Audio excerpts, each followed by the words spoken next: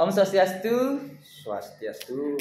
Selamat sore sahabat petani dimanapun berada. Hari ini saya mendapatkan kesempatan yang luar biasa bisa berkomunikasi dan berdiskusi tentang pertanian bersama pakarnya dari Banjarmundah, Kabupaten Tabanan. Desa Mundah Kangin, Kabupaten Tabanan. Siapa dia? Beliau adalah Bapak Wayan Oke, salah satu konseptor dari kelompok tani Langgeng Ariguna. Nah, bagaimana kisah perjalanan Langgeng Ariguna bisa sampai seperti saat ini? Mari kita tanya-tanya beliau. Check out. Oke, Pak Yan, kenapa gatre? Baik. Luar biasa. Oke, Pak Yan, bisa nggak Pak Yan ceritakan sedikit bagaimana sejarah Pak Yan bisa membangun kelompok LAG sampai bisa bertahan dan bisa berkembang seperti saat ini, Pak Yan? Terima kasih Pak Wayan. Jadi, kebetulan saya itu jadi ketua kelompoknya di Langgeng Ariguna. Oke. Nah, dulu mengapa saya membentuk kelompok begitu? Jadi kelompok tani. Ya, kelompok tani. Ceritanya seperti ini. Jadi saya kan memang basicnya petani, anak petani. Memang kebetulan punya lahan walaupun tidak banyak. Oke. Jadi awalnya kita bertani begitu. Kita terus bekerja secara fisik seperti itu. Setelah itu kami bekerja, ada hasil. Nah, ketika ada hasil, kadang-kadang di pemasarannya itu menjadi masalah. Benar.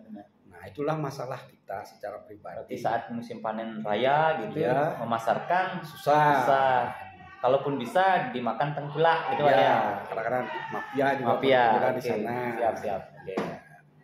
Nah, terus muncul ide membangun kelompok ini. Ya.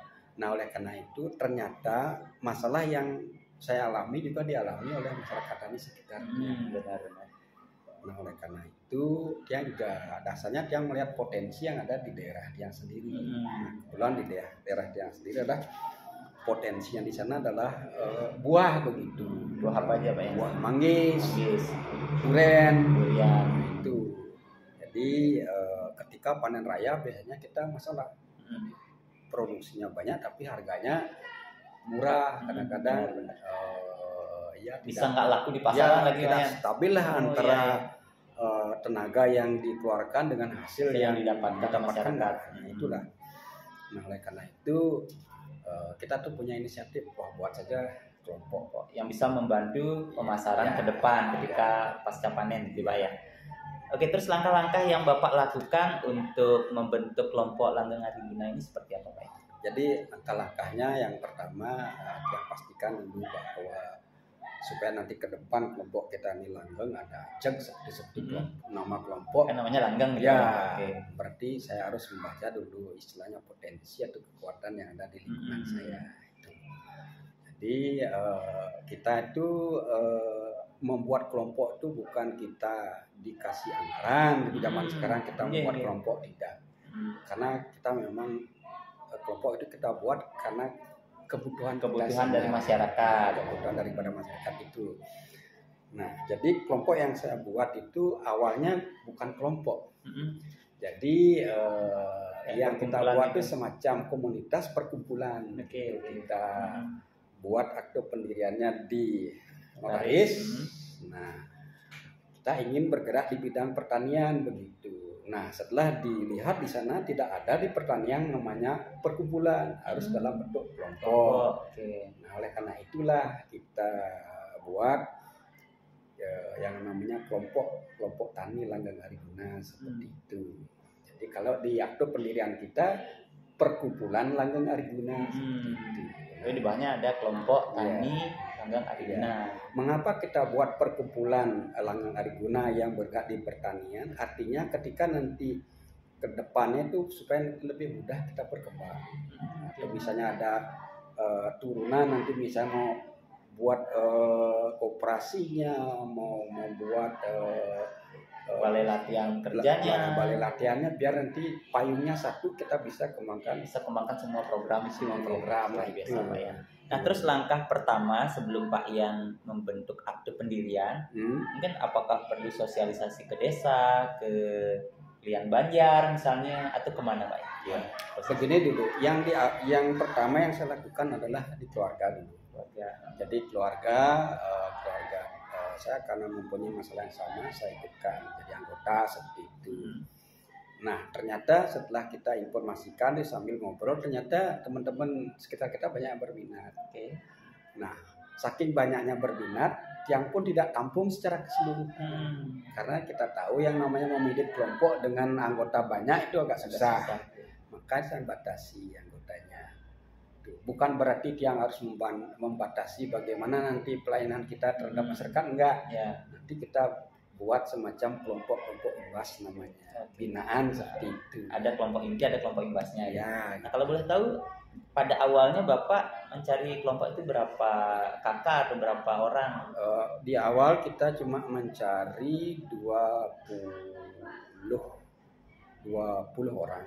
20 orang yang punya kebun. Yang punya kebun, yang betul-betul nanti punya kebun buah juga. Yang punya kebun buah itu yang kita rekrut seperti itu. Nah, setelah itu karena itu sudah minimal anggotanya sudah jelas, kita berkoordinasi ke desa. Ya, ke desa mohon izin kepada Pak Perbekal supaya kelompok kita itu dikukuhkan. Ada pengukuhan dari kepala desa. Jadi juga apresiasi lah ke kepala desa kita, Perbekal kita, dikukuhkan kelompok kita. Nah, saat itulah kita tuh mulai ada orang yang membantu mensosialisasikan dan kita langsung bergerak seperti itu. Berarti setelah dikukuhkan kelompok itu oleh desa, nah setelah itu tahapan berikutnya kemana, Pak? Nah, setelah dikukuhkan oleh desa, terus kita tuh koordinasinya ke dinas pertanian kabupaten melalui badan penyuluh di tingkat kecamatan, BPP namanya. Penyuluh yang ada ke masyarakat itu ya? Iya. Jadi UPT-nya dari Distan, Dinas Pertanian Kabupaten itu kecamatan namanya Badan Penyuluh Pertanian kan itu. Di sana kita koordinasi supaya nanti bisa masuk ke kalau di sekolah dapodiknya, datanya di pusat, ada base data juga ya. Maka kita wajib itu memasukkan sistem masuk ke sistem penyuluh pertanian. Ya itu. Kalau sudah masuk itu berarti dinas pertanian atau dari kementerian itu boleh memberikan pendampingan kepada kita di kelompok. Nah itu. Oke. Berarti melapor ke desa, setelah itu melapor ke dinas pertanian kabupaten, koordinasi dengan balai penyuluh kecamatan, dimasukkan ke data Simluhtan. Simluhtan. Oke. Berarti setelah masuk data Simluhtan ini sudah langsung secara otomatis dari dinas mendatangi, memberikan pembinaan itu seperti apa, Pak? Nah, setelah kita sudah terdaftar di Simluhtan, artinya petugas penyuluh kita itu sudah boleh kita ajak bekerja sama menjadi binaannya beliau sesuai dengan kebutuhan kita. Nah, saat itulah kita sudah mulai berproses gitu. Nah, sebenarnya untuk nanti bisa berproses itu kita sebenarnya karena yang itu punya prinsip, jadi kelompok tani itu tidak bisa sukses kalau berjalan sendiri, itu prinsip saya di awal. Harus bermitra dengan berbagai stakeholder. Kita harus menggandeng banyak mitra sesuai dengan kebutuhan. Nah, karena jujur saja di tempat Tiang sendiri, termasuk Tiang, bahwa yang menjadi masalah sebenarnya di daerah Tiang itu kan karena SDM.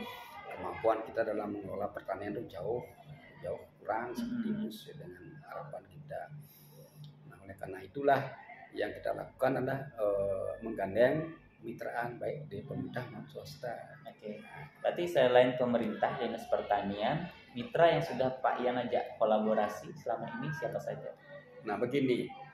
Karena saat itu masalah yang menjadi masalah yang betul dikatakan masalah besar yang kita alami adalah masalah pasar kan. Jadi kita mencari kemitraan di pasar. Jadi kita pasar aja bermitra seperti itu.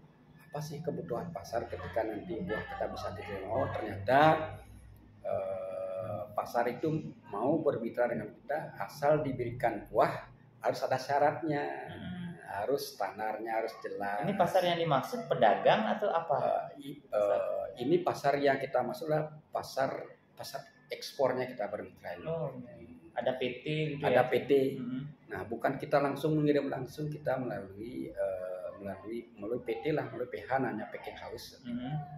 Kita kirim di sana, nanti packingnya packing house-nya yang mengirim ke negara tujuan seperti itu. Yang merekomendasikan packing house yang sesuai dengan hasil pertanian itu siapa Pak? Nah ini kan PT itu kan biasa dia melakukan mencari buah. Carikan saya buah seperti ini dengan syarat seperti ini, saya akan ambil dengan harga sekian. Nah, untuk memastikan bahwa itu buah kita kualitas bagus dan harus diambil, makanya kita melaksanakan MOU melalui kerjasama yang tertulis. Okay. Berarti pada awalnya PT ini kan tidak mungkin langsung serta-merta mengunjungi Pak Yan. Bagaimana strategi Pak Yan biar ketemu dengan PT yang dimaksud itu? Begini, sebenarnya banyak PT sebenarnya yang ingin mencari barang. Nah, PT yang kita ajak kita sebenarnya sudah ada dari dulu. Cuma kita belum pernah berhubungan dengan dia. Kita cuma selalu berhubungan dengan tengkulak saja, dengan tengkulak, dengan agen seperti itu. Nah, kalau dengan tengkulak dia kan sangat wajar mencari untung kan begitu. Berarti kita menyerahkan barang di sana kan. Berarti itu pun tidak secara tegas tertulis. Nah, kalau misalnya kebanyakan barang, mungkinnya barang kita nggak diambil sepenuhnya, kita juga yang masalah. Kalau kita sudah dengan PT, diambil semua. Diambil barangnya habis semua. Selama kualitasnya bagus. Nah itulah artinya kita kenal PT itu, kita langsung hubungi, cari informasinya langsung. Koordinasi, dia langsung datang ke kita karena dia juga kan membutuhkan. Benar. Nah itu akhirnya langsunglah kita ajak kerjasama. Itu pun kerjasamanya bukan di produk saja, pembinaan, pendampingan juga ada dilakukan itu. Tapi dari PT-nya menawarkan mungkin pembinaan seperti apa yang diperlukan petani, pupuk misalnya dan sebagainya. Ya, itulah kalau kita sudah konsisten. Nah, kunci ini juga kita bagaimana menaruh kepercayaan kepada PT yang kita ajak kerjasama, komitmen dengan konsisten itu kita harus pegang. Jadi kalau sudah memang kita konsisten, dia juga kontribusi ke kita, apa kebutuhan kita, pupuk seperti pupuk misalnya sudah dikasih pupuk. Misalnya kebutuhan lain dikasih pembinaan, dikasih juga bagi yang dianggap pakar lah, bisa membentuk produk yang berkualitas sesuai dengan kebutuhan pasar. Berarti banyak kemudahan yang diberikan oleh PT yang diajak kerjasama. Oke, sampai sejauh ini kan sudah ada mitra, kemudian sudah ada pengukuhan dari desa, sudah ada izin dari Dinas Pertanian. Nah, langkah ke depan yang Pak yang lakukan supaya kelompok ini bisa tetap mensuplai kebutuhan masyarakat termasuk PT ini seperti apa Pak? Nah inilah yang menjadi PR kita ke depan Pak ya. Jadi langkah dia yang lakukan pertama adalah untuk nanti bisa kita berlanjut ke depannya. Maka yang pertama dia lakukan dulu bagaimana penguatan kelembagaan. Nah, bagaimana sistem manajemen di lembaga itu supaya kuat dulu jelas. Nah, siapa yang duduk di lembaga, SDM-nya atau pengurusnya harus mempunyai kemampuan juga, kompeten, gitu ya. Kompetensinya terjamin profesional gitu ya. Oke. Itu juga di lembaga kompetensi kelompok juga harus jelas. Benar. Kelayakan keamanan buah juga harus jelas.